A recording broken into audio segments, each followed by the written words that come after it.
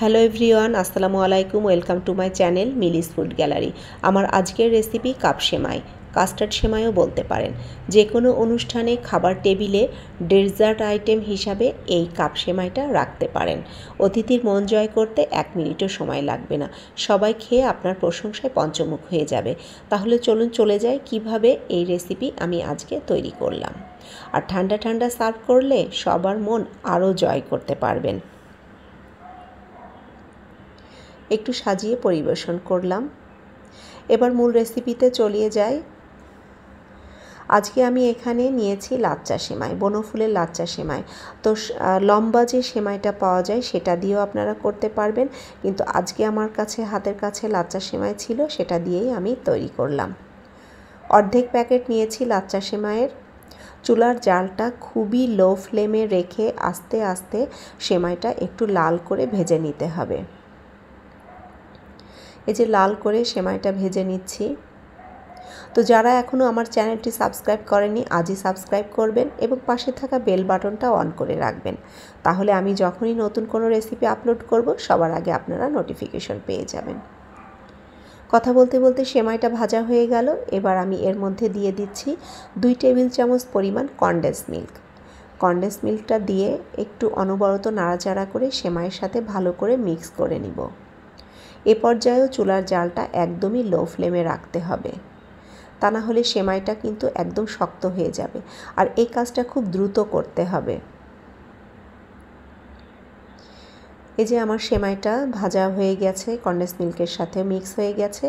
এবার আমি সেট করব যে সেমাইগুলো যে কাপে, একটা কাপকেকের মোল্ড নিয়ে নিয়েছি, তার উপর র্যাপিং পেপার দিয়ে দিয়েছি। র্যাপিং পেপার দেওয়ার কারণ হলো তাহলে খুব দ্রুত আমি ডিমোল্ড করতে পারবো এই সেমাইগুলো।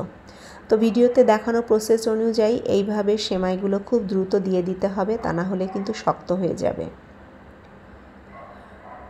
কাপের মধ্যে দিয়ে চামচ দিয়ে খুব সুন্দরভাবে চেপে চেপে সেট করে নিতে হবে।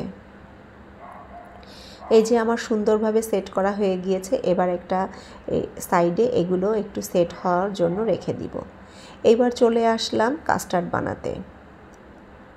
একটা প্যানে আমি 1/2 কেজি ঘন দুধ নিয়ে নিয়েছি, জাল করা। কাঁচা দুধ দিলে হবে না, দুধটা একদম জাল করে ঠান্ডা করে নিতে হবে। তার মধ্যে দিয়ে দিলাম 2 টেবিল চামচ কাস্টার্ড পাউডার, 2 টেবিল চামচ কর্নফ্লাওয়ার দিয়ে দিচ্ছি, আর দিয়ে দিয়েছি 2 টেবিল চামচ গুঁড়া দুধ। এবার দিয়ে দিব ডানো ক্রিম।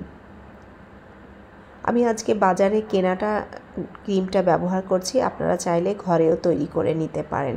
এখানে আমি 2-3 টেবিল চামচ পরিমাণ ডানো ক্রিম দিয়ে দিব।